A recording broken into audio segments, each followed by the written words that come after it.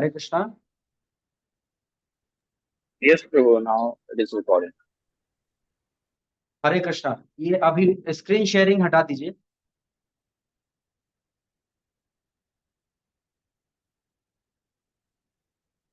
हरे कृष्णा। तो आज हम लोग भगवत गीता की क्लास प्रारंभ कर रहे हैं। आप सभी का स्वागत है। हरे कृष्णा आज मामा की जी। हरे कृष्णा। सबको म्यूट कर दीजिए राहुल प्रभु कुछ देर के लिए। हरे कृष्णा सर। हरे कृष्णा। हरे कृष्णा।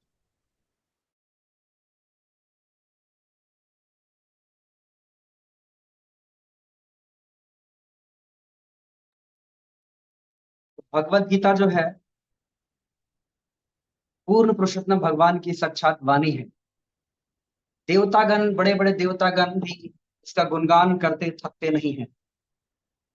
बताया जाता है कि जैसे समुद्र के अंदर सीपी में मोती छुपा है ना जी, वैसे ही पूर्ण पुरुषोत्तम भगवान कृष्ण और अर्जुन के बीच में यह जो संवाद है, इसमें संवाद में जो विज्ञान है, भगवत विज्ञान है, वह छुपा हो। इतिहास में, पुराणों में जगह जगह पर महिमा मंडित किया गया है। हम देखते हैं कि बड़ा पुराण या जितने भी पुराणों में भगवत गीता का गुणगान किया गया है, उसमें हमें कुछ ना कुछ प्रलोभन दिए गए हैं कि अगर भगवत गीता का पठन करेंगे तो आपको ये मिलेगा, आपको ये मिलेगा। तपस्या करेंगे तो ऐसे कर सकते हैं, अगर दान करने से ये हो सकता है। अलग अलग विधि है। लेकिन अगर कोई जीव, उसके ऊपर ऐसी कृपा होती है, अगर भगवत गीता की चर्चा करता है या खुद उस भगवत गीता के सिद्धांत पर जीवन जीने का प्रयास करता है, वह कहीं सर्वोपरि है। क्योंकि भगवत गीता में ही बताया गया है, भगवान बोलता है भगवत गीता में कि अगर कोई व्यक्ति भगवत गीता को निष्ठा पूर्वक अध्ययन करता है तो हमारी पूजा करता है, यानी कि हमें प्रसन्न करता है, खुश करता है। तो पूरी भगवत गीता के अंदर हम देखेंगे कि जब शुरुआत होता है, प्रारंभ होता है भगवत गीता, तो अर्जुन शोक मग्न है। और भगवत गीता सुनाने वाले कौन है? कृष्ण है। तो वास्तव में हम क्या है? हम सब जीव भावनाओं के बने हैं। और भावनाओं के बने हैं, तो भावनाओं में कोई कष्ट होना, दुख होना, कलेश होना, ये कोई नई बात नहीं है। लेकिन जब ये कष्ट, दुख, कलेश आए, उस समय हमें अगर शास्त्र की समझ रहती है, भगवत गीता, भागवतम, चैतन्य चैतन्य की समझ रहती है, तो हम ज्यादा विचलित नहीं होते हैं। पॉइंट ये। तो भगवान कृष्ण है। भगवान कृष्ण है कौन? पराशर मुनि इसकी व्याख्या करते हैं। क्या करते हैं? बोलते हैं जिसके पास संपूर्ण संपत्ति हो। कौन क्लेम कर सकता है कि मैं भगवान हूं? या इस दुनिया में हम किस चीज से जल्दी प्रभावित हो जाते हैं या आकर्षित हो जाते हैं? किसी के पास थोड़ी संपत्ति हो तो हम आकर्षित हो जाते हैं, लेकिन पूर्ण पुरुषोत्तम भगवान के पास संपूर्ण संपत्ति है। जिसके पास थोड़ा बल हो, स्ट्रेंथ हो, तो हम आकर्षित हो जाते हैं। लेकिन भगवान के पास संपूर्ण बल है। किसी के पास यश हो तो हम आकर्षित हो जाते हैं, लेकिन भगवान के पास यश, पूरे भूमंडल में 14 भुवनों में भगवान का यश गुणगान होता है। अगर किसी के पास थोड़ा सौंदर्य हो, सुंदर हो, तो हम आकर्षित हो जाते हैं, लेकिन भगवान के पास जो सुंदरता है वह असीमित मात्रा में है। किसी के पास थोड़ा ज्ञान हो तो हम आकर्षित हो जाते हैं। अगर किसी के पास थोड़ा वैराग्य हो तो हम आकर्षित हो जाते हैं। लेकिन ये अगर दुनिया के लोगों के पास, जो बद्ध जीव है, उन लोगों के पास एक बूंद के समान हो सकता है, लेकिन भगवान के पास यह सागर के समान। तो भगवत गीता एक समुद्र के समान है, सागर के समान है। और उस सागर से, सागर में अनेक प्रकार के रत्न पाए जाते हैं। तो उन कुछ महत्वपूर्ण रत्नों को उठा करके हम आज भगवत गीता की क्लास में चर्चा करें। वास्तव में हम देखते हैं कि इस दुनिया में कोई लखपति है, कोई करोड़पति है, कोई अरबपति है, कोई धीरू भाई अंबानी है, लेकिन भगवान कृष्ण लक्ष्मीपति हैं। तो जिस व्यक्ति की हम चर्चा करने वाले हैं, वह इस ब्रह्मांड का स्वामी है। तो वास्तव में हम देखते हैं कि भगवत गीता किसको सुनाया गया, और भगवत गीता में शुरुआत किससे होती है? भगवत गीता की शुरुआत एक विलन से होती है। विलन कौन है? वह है धृतराष्ट्र। धृतराष्ट्र कौन है? एक अंधा व्यक्ति है। तो वह अंधा व्यक्ति भगवत गीता सुनना चाहता है। पॉइंट यह है कि उसकी श्रद्धा है भगवत गीता सुनने की। तो हम देखते हैं कि हमारे पास भी नेत्र है। नेत्र मतलब क्या होता है? नेत्र, नेता का मतलब होता है जिसके पास नेत्र हो, जिसके पास विजन हो, जिसके पास दर्शन करने की विद्या हो, और दर्शन होता है, एक सुदर्शन होता है जिसके पास एक्स्ट्रा ऑर्डिनरी विजन हो, जो लोगों को रास्ता दिखा सके। तो भगवान क्या करते हैं, जब कोई इस जगत में कोई क्लेश में या कष्ट में दुख में भावनाओं से ग्रसित है, तो भगवान क्या करते हैं, उसके बिटरनेस में, उसकी कड़वाहट भरी जिंदगी में स्वीटनेस यानी मधुरता को ऐड करते हैं, जोड़ते हैं। तो who can add sweetness in your life, that is supreme Lord Krishna. बोलते हैं कि भगवान कृष्ण के पास चार जो है ना एक्स्ट्रा क्वालिटी है। पहला क्वालिटी है, आप लोग नोट कर सकते हैं, लिख सकते हैं, रूप माधुरी। रूप माधुरी क्या है? रूप माधुरी is a balm to the hurt heart. अगर कोई किसी का हृदय जो है अगर हर्टेड हो गया है, तो भगवान कृष्ण का जो दर्शन है वह बाम की तरह कार्य करता है। लीला माधुरी दूसरा है, पहला है रूप माधुरी, दूसरा है लीला माधुरी। Charming activities are like shower of nectar on the burn wound. भगवान की जो लीलाएं हैं वह अमृत के समान है, जो अगर कहीं हमारे फोड़े हो जाते हैं, घाव हो जाते हैं, तो वहां हमें अमृत की तरह कार्य करते हैं। तीसरा है वेणु माधुरी। वेणु माधुरी मतलब his sweet flute is like ambrosia to fatigue mind.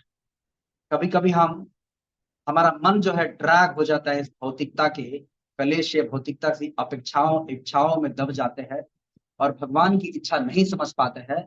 तो हम जब भगवान के वेणु माधुरी, उनके फ्लूट का जब हम स्मरण करते हैं, तो क्या होता है, हमारा जो मन होता है प्रफुल्लित हो जाता है। चौथा है भक्त माधुरी। Dealing devotee is like a ray of hope. भगवान जो है भक्तों से ऐसे डील करते हैं, वह एक आशा की किरण है। कैसे? भगवान कृष्ण ने भगवत गीता किसको सुनाए? अर्जुन को सुना।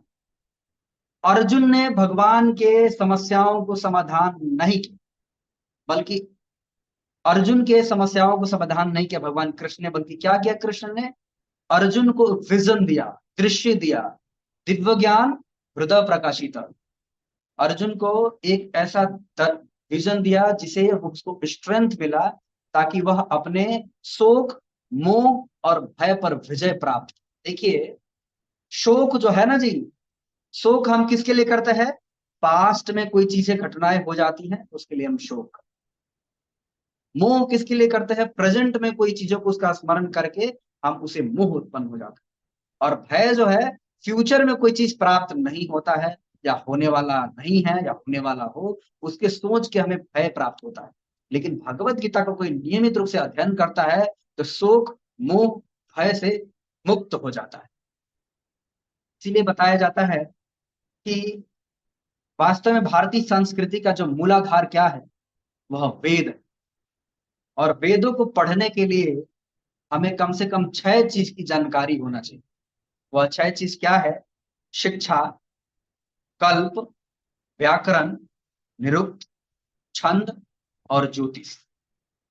इस 6 चीज का अगर सही से ज्ञान नहीं है, तो हम क्या करते हैं, यह वेद को सही से नहीं पढ़ पाते या समझ नहीं पाते। लेकिन वेदों को 4 भागों में बांटा गया है। कौन कौन से? ब्राह्मण, आरण्यक, संहिता और उपनिषद। भगवत गीता को उपनिषद भी कहा जाता है। कौन सा उपनिषद? गीतो उपनिषद कहा जाता है। गीतो उपनिषद क्यों कहा जाता है? और ये उपनिषदों की स्पेशलिटी क्या है? उसकी स्पेशलिटी को क्या बोलते हैं हिंदी में, मतलब उसका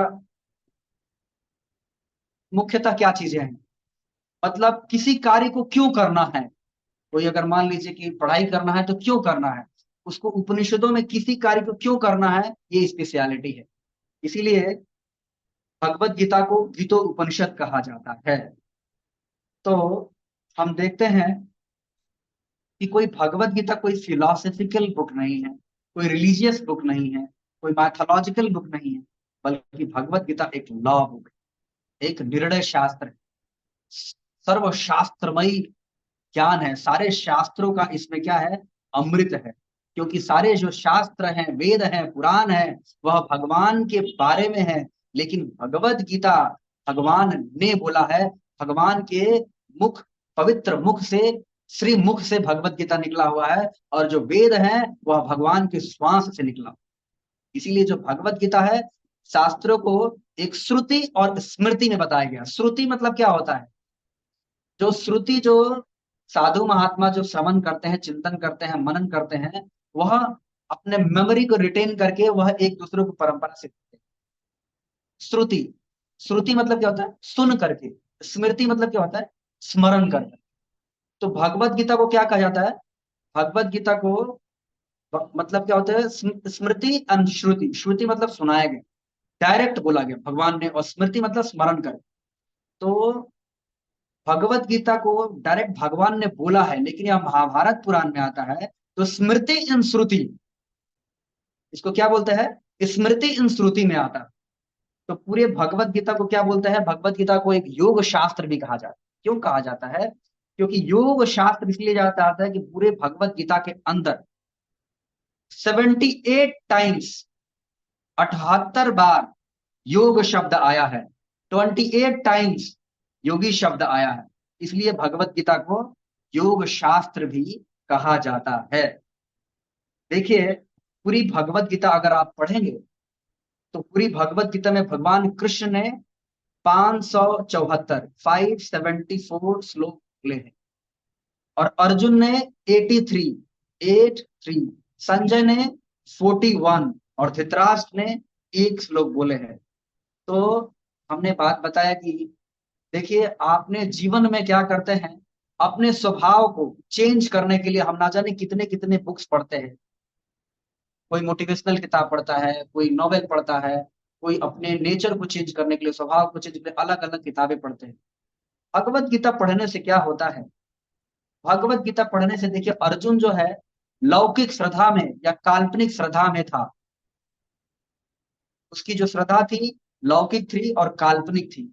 लेकिन भगवान का जो नेचर है, जैसे आपका नेचर अलग है, जो जितने लोग ज्वाइन किए हैं सबका नेचर, हर इंडिविजुअल का नेचर अलग है, लेकिन जो भगवान का जो नेचर है वह दिव्य नेचर है। भगवान समुद्र के समान है और हम एक छोटे बूंद के समान। इसीलिए भगवान की इच्छा को जो व्यक्ति नहीं समझ पाता, भगवत गीता पढ़ना मतलब भगवान की इच्छा को समझना। भगवान की इच्छा को नहीं समझे बिना पूरी भगवत गीता आप पढ़ भी लें, याद भी कर लें, आपको बार बार रीडिंग भी कर, लेकिन भगवत गीता में भगवान का मूड क्या है, भगवान चाहते क्या हैं, वह नहीं जानते हैं। तो what one should have an ideal mood to read Bhagavad Gita.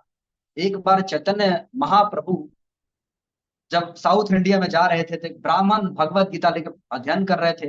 उनको ना ही संस्कृत आती है और ना ही पढ़ने में उतना सही से आता था, लेकिन भगवत गीता का जो चित्रण है वह देख करके बहुत खुश होते थे, बहुत प्रसन्नचित होते थे। बड़े बड़े विद्वान देख करके उनको हास प्रयास करते थे कि इसको पढ़ने भी नहीं आता है, इसको समझने में, फिर भी भगवत गीता लेकर बैठा हूं।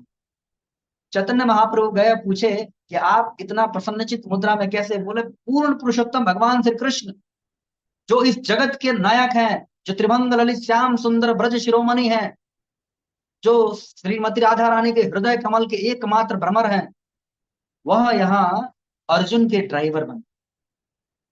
मैं यह देख करके हम इतना आह्लादित हो रहा हूं कि आगे बढ़ नहीं पा रहा हूं, पढ़ नहीं पा। कहने का मतलब क्या? भगवत गीता पढ़ने के लिए अर्जुन जैसा मूड को पहले डेवलप करना पड़ेगा। ऐसा नहीं कि हम कहीं बैठे हुए हैं, अपना कार्य भी कर रहे हैं और भगवत गीता भी सुन रहे हैं। यह भगवान की दिव्य वाणी है। भगवान की दिव्य वाणी बहुत गंभीर है। अगर भगवान की वाणी हम गंभीरता से नहीं लेंगे, भगवान भी गंभीरता से नहीं।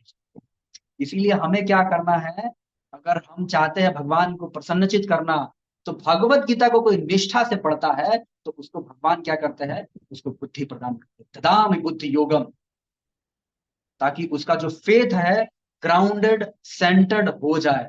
भगवत गीता पढ़ना ही क्यों है, भगवत गीता हमें अध्ययन ही क्यों करना है, यह सारा हम चर्चा करेंगे कुछ देर में। तब तक हम कुछ बातें बता दें। भगवत गीता क्या करती है? हमारे जीवन में कोई भी चुनाव आता है, हमारा जो नेचर है लोअर नेचर से हायर नेचर की तरफ ले जाता है, लोअर टेस्ट से हायर टेस्ट की तरफ ले जाता है। जब व्यक्ति लोअर टेस्ट में फंसा रहता है तो हायर टेस्ट की तरफ नहीं जा पाता है। जब हायर टेस्ट मिलता है तो लोअर टेस्ट को आसानी से डिस्कार्ड कर देता है। ये ह्यूमन टेंडेंसी है। लोअर नेचर जो है हायर नेचर की तरफ जाता है, तब जाकर के उसको समझ में आता है कि ये तो मैं आप फालतू में परेशान था। आप याद करिए, सिर्फ प्रार्थनाओं के कारण आप इस धरती पर जिंदा हैं, नहीं तो कोरोना काल में लाखों करोड़ों लोग चले गए इसी धरती पर। तो आप भगवान से कृतज्ञता व्यक्त करिए कि किसी ना किसी के प्रार्थनाओं ने, तपस्याओं ने, उनकी कृपा ने आपको जिंदा रखा है। और ये भगवत गीता जो है, आपने शक्ति से, बुद्धि से, अपने कैलिबर से, अपने किसी भी कारण से समझ नहीं सकते, क्योंकि भगवत गीता समझने का एक ही मार्ग है, वह है कृपा का मार्ग। सूर्य को देखने के लिए सूर्य की कृपा से ही आप देख सकते हैं।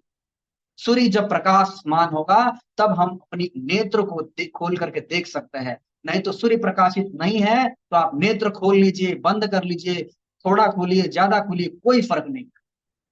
इसलिए भगवत विद्या को, भगवान को समझने के लिए भगवत कृपा से ही समझ सकते हैं। और भगवत कृपा में प्राप्त करने के लिए कुछ बिंदुओं का हमें ध्यान रखना पड़ेगा। इस दुनिया में बाहरी चीजों को हम स्टेबल, स्ट्रांग करने के लिए हमें कुछ ट्रेनिंग और शिक्षा की जरूरत पड़ती है।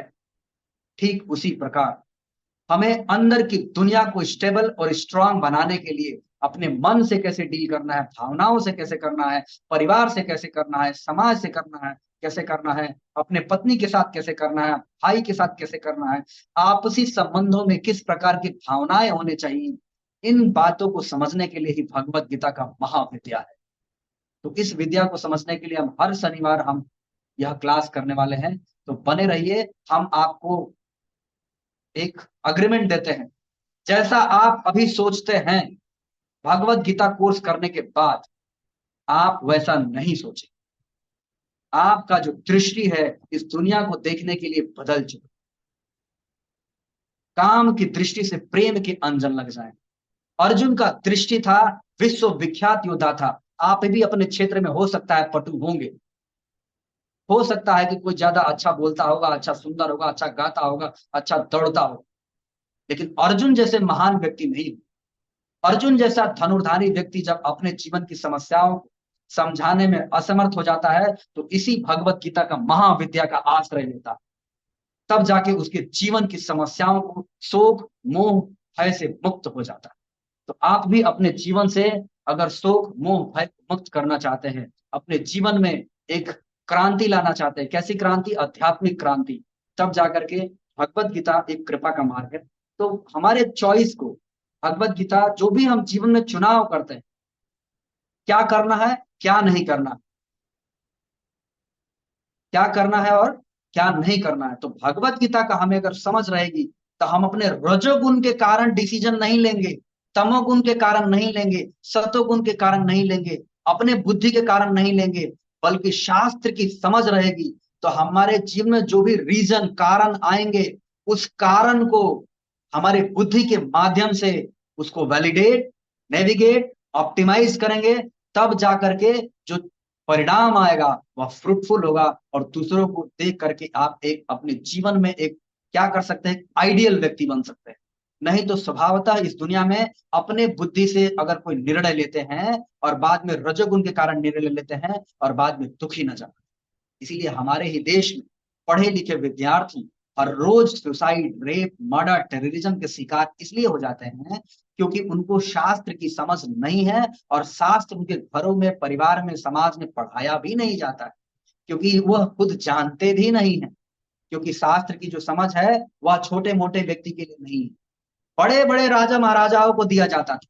ध्रुव महाराज को, प्रहलाद महाराज को, बलि महाराज को, नारद, असित, देवल, चैतन्य महाप्रभु को। तो आप चिंता ना करें, यह छोटे मोटे जो चुन्नू मुन्नू जैसा बुद्धि है उन लोग के लिए भगवत गीता का ज्ञान नहीं। वो लोग रजोगुण, तमोगुण, सतोगुण में फंस के अपना यह लोक भी बर्बाद कर देंगे और परलोक का तो कोई ठिकाना। तो क्या करती है भगवत गीता? भगवत गीता हमारे जीवन में एक राइट मूड सेट करती है, हमारे कॉन्सियसनेस को। हम आपको एक इंफॉर्मेशन दे देते हैं, हम भारत के सारे यूनिवर्सिटीज में, कॉलेज में ऑफिशियली अलाउड है, जहां बच्चों को physical, mental, spiritual, emotional growth के ऊपर एजुकेट करते हैं। हम दुनिया भर के यूनिवर्सिटी के ऊपर रिसर्च करते हैं, उनका अध्ययन करते हैं, देखते हैं कि क्या क्या पढ़ाते हैं। तो लोग मोरल वैल्यूज के ऊपर तो पढ़ा रहे हैं, हार्वर्ड, कैम्ब्रिज यूनिवर्सिटी जैसे लोग हैं, moral values, code and conducts पढ़ा रहे हैं, लेकिन कॉन्शियसनेस, चेतना के ऊपर उनको नॉलेज नहीं दे रहे हैं, क्योंकि यह ज्ञान हमारा जो देश है भारत देश, जहाँ धर्म को, अध्यात्म को, पवित्रता को, सत्यता को स्थान दिया था, यही देश सिर्फ सिखा सकता है पूरी दुनिया। क्योंकि इस भगवत गीता में जोश है, इस भगवत गीता में आग है, जो समर्पण की भावना देता है, जो दया की भावना सिखाता है, जो करुणा की भावना सिखाता है, जो प्रेम की परिभाषा सिखाता है। तो इसलिए भगवत गीता अपने कैलिबर से, अपने शक्ति से, अपने बुद्धि से, अपने ज्ञान से अगर कोई व्यक्ति समझने का प्रयास कर सकता है, तो वह प्रयास सफल नहीं। क्या करते हैं, अपने बुद्धि से, ब्रेन सब्सटेंस से, अपने बुद्धि से कोई डॉक्टर बन सकता है, इंजीनियर बन सकता है, आईएएस बन सकता है, अलग अलग क्षेत्र में पटु बन सकता है। कोई मोस्ट करप्टेड व्यक्ति हो, उसका चरित्र घटिया क्वालिटी का, वो भी डॉक्टर बुद्धिमान है तो बन सकता है, इंजीनियर बन सकता है। लेकिन वह एक अच्छा व्यक्ति हो, उसके लिए आप स्टैंप नहीं लगा सकते। अच्छा व्यक्ति बनने के लिए और महान पुरुष बनने के लिए उसको भगवत गीता और शास्त्र और हरि गुरु वैष्णव का आश्रय लेना ही पड़ेगा। अगर उसको शास्त्र की समझ नहीं है तो अच्छा दिख रहा है, वो अच्छा है नहीं, आज नहीं तो कल वो गड़बड़ करे, ये गारंटी। क्योंकि उसकी बुद्धि भौतिक है, भौतिक बुद्धि है, तो काम क्रोध लोभ मोह मद मत्सर्य का दास, वह कृष्ण का दास नहीं है, उसकी बुद्धि शुद्ध नहीं है। तो आप चिंता ना करें, कितना भी गोरा हो, कितना भी धनवान हो, कितना भी बलवान हो, कितना भी सिलवान हो, अगर उसके अंदर भगवत विद्या नहीं है तो शास्त्र बोलते हैं वह पशु के समान, वह पशु बुद्धि इसके पास। दिव्य बुद्धि कैसे होगा, जब हम दिव्य चर्चा करें। दिव्य चर्चा क्या है, भगवत महाविद्या का चर्चा करें। कभी कभी इस दुनिया में क्या करते हैं, हम देखते हैं शास्त्र और शस्त्र। शस शब्द जो है, शस मतलब शासन का, तो शासन करना, हमारा खुद का मन हमारा नहीं सुनता है, और हम सुनते हैं, हम बोलते हैं कि हमारा पत्नी, हमारे बच्चे, हमारा परिवार बात माने। पहले हम अपने मन को शासन करें, मतलब हम अपने मन को ट्रेन करें शास्त्र के अकॉर्डिंग। जब हम मन, हमारा मन शास्त्र को मानेगा, तब हम सबके हृदय में कृष्ण विराजमान, तब जाकर के शास्त्र बनी है बुद्धिमान लोग की, और शस्त्र बना है जो पशु बुद्धि है, उसको लाइन में लाने के लिए। उसके लिए पुलिस डिपार्टमेंट है और शिक्षा का डिपार्टमेंट है शास्त्र। तो अगर शास्त्र से नहीं समझते हैं तो बाय डिफॉल्ट आप misery cause by mind and body, misery cause by natural calamity and misery cause by others, इसकी माया शक्ति के द्वारा वो पिटाई लगेगा, इसमें कोई शक बनेगा। लेकिन अगर आपको, अगर शास्त्र पढ़ने का इच्छा भी जाहिर हो गया, लेकिन कोई मेडिसिन भी लेते हैं, तो मेडिसिन भी डॉक्टर के प्रिस्क्रिप्शन से लेते हैं। कौन सा मेडिसिन किस युग के लिए, किस समय के लिए, कैसे लेना है, किस परिस्थिति में लेना है, तब हमें वह मेडिसिन अच्छे से लाभ।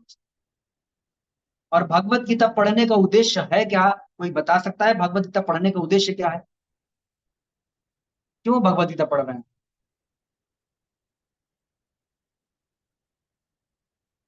भगवत गीता हम क्यों पढ़ रहे हैं?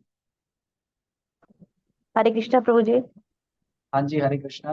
हाँ प्रभु जी, जैसे अर्जुन था, वो डर रहा था कि युद्ध करने के लिए, डिप्रेस था काफी, और उसको पता नहीं चल रहा था मैं क्या करूं क्या नहीं करूं। तो कृष्ण जी ने उनको मोटिवेट किया कि आप ऐसे करो, या उनको बताया कि ये लोग हमारे सगे संबंधी हैं, जो ये आपके सगे संबंधी नहीं है, सभी हम आत्मा हैं। तो इसी तरह हम लोगों के साथ भी कुछ सिचुएशन हो जाती है इस टाइप की। तो हमें मोटिवेट करने के लिए, जैसे कृष्ण ने अर्जुन को किया था, ऐसे हम भी भगवत गीता को पढ़ के मोटिवेट हो सकते हैं और अपनी प्रॉब्लम्स को सॉल्व कर सकते हैं। डिप्रेशन वगैरह जैसे आता है, या किसी से हमारी कोई दुश्मनी या इलविल हो जाती है, तो कैसे उसको उसको सॉल्व करना है प्रॉब्लम्स को। तो वो तो भगवान ने बोला है, तो भगवान ने अर्जुन को ही नहीं, वो हम सबके लिए है एक तरीके से देखा जाए तो। इसलिए हमें भगवत गीता जरूर पढ़नी चाहिए। नहीं, बहुत सुंदर। मतलब भगवत गीता क्या है कि हमें अज्ञानता से क्या करता है, अज्ञानता से दूर करता है। पहला उद्देश्य है अज्ञानता से हमें निकलता है, और दूसरा भगवान का प्रेम प्राप्त। आप इसको समझ लीजिए, पहला ये है कि हम अज्ञानता से बाहर होते हैं, पहला उद्देश्य है। और दूसरा क्या है, हम भगवान कृष्ण का प्रेम प्राप्त। तो उससे क्या होता है, हम एक ऐसा गेटवे मिलता है। जैसे आप कहीं जा रहे हैं, हर गेट बंद है, तो आप अंदर प्रवेश नहीं कर पाएंगे। तो भगवत गीता क्या करती है, आपको गेटवे देती है, हाईवे देता है, जहां आपका बुद्धि का विकास होता है, वर्धन होता है। देखिए, उसे क्या होता है, जब ऐसे विकास होता है तो आपकी धारणा शक्ति, आपका विवेक शक्ति, आपकी विचार शक्ति, आपका स्मृति शक्ति और क्या होता है, बढ़ जाता है। हर व्यक्ति, हर माता पिता चाहते हैं कि हमारे बच्चे का धारणा शक्ति, विचार शक्ति, हाँ, उसका विवेक शक्ति का विकास हो। लेकिन कैसे होगा, जब उस पर हम कार्य करें। कैसे कार्य करेंगे, जैसे हम सबके पास ऊर्जा है, अगर ऊर्जा को हम प्रिजर्व नहीं करेंगे, कंजर्व नहीं करेंगे, तो गलत जगह हम लगाए। जैसे बाढ़ आती है तो उसके पास भी एक ऊर्जा है, फ्लड आता है तो उसके पास ऊर्जा है। कौन सा ऊर्जा है, काइनेटिक एनर्जी। और जब बाढ़ आता है तो सब तहस नहस कर देता है, सब कुछ खराब हो जाता है। लेकिन वही अगर पानी, डैम आता है, डैम में पानी जो इकट्ठा कर लेते हैं, तो उसको हम यूटिलाइज कर सकते हैं, प्रयोग में ला सकते हैं, सिंचाई करते हैं, घरों में ला सकते हैं। जैसे ऊपर मोटर से पानी चढ़ा देते हैं तो उसको हम घर में कपड़ा धो सकते हैं, घर में यूटिलाइज कर सकते हैं, बर्तन धो सकते हैं, कपड़े धो सकते हैं, ऐसा कर सकते हैं। तो वो एक एनर्जी है। उसी तरह हम सबके पास एक एनर्जी है, ऊर्जा है। उस ऊर्जा को प्रिजर्व कंजर्व करके हम सही दिशा में लगा सकते। तो विवेक शक्ति, स्मृति शक्ति, धारणा शक्ति का विकास होगा जब हम लाइफ रेगुलेटेड होगा। या हम कैसे रेगुलेटेड लाइफ मिलेगी, तो भगवत गीता पढ़ने से हमें क्या मिलता है, पवित्र जीवन शैली भगवत गीता प्रदान। भगवत गीता हमें उत्साह बढ़ाती है कि हमें पवित्र जीवन शैली कैसे जीना है। क्योंकि हम जिन आंखों से देख रहे हैं इस दुनिया को, इस आंखों में आध्यात्मिकता का बीज नहीं होने के कारण काम का बीज है, क्रोध का बीज है, लोभ का बीज है, मद का बीज है, मत्सर्य का बीज है। हम भी, हमारे पास नेत्र है, फिर भी हमें श्रवण करने का जो इच्छाएं हैं वह नहीं है। वह इच्छा कैसे प्रकट होगा, बार बार बार बार बार बार हम श्रवण करेंगे तो यह आवृत्ति हो जाएगा। तो इस तरह क्या है कि भगवत गीता जब हम पढ़ेंगे तो देखिए, भगवत गीता का और हम चर्चा करेंगे, कितनी सेना थी, कितनी क्या थी, वो हम चर्चा करेंगे। लेकिन हम राहुल प्रभु से बोलेंगे, राहुल प्रभु जरा पीपीटी ऑन कीजिए, शेयर कीजिए। राहुल प्रभु हरे कृष्णा। राहुल प्रभु, राहुल प्रभु हरे कृष्णा।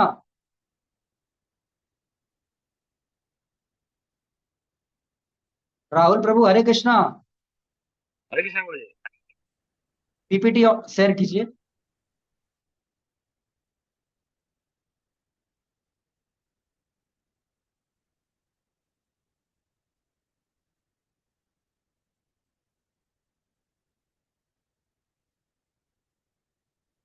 आगे बढ़ाइए। तो भगवत गीता देख सकते हैं, बहुत बड़ा पिक्चर। एक जगह अच्छे लोग हैं, एक जगह बुरे लोग हैं।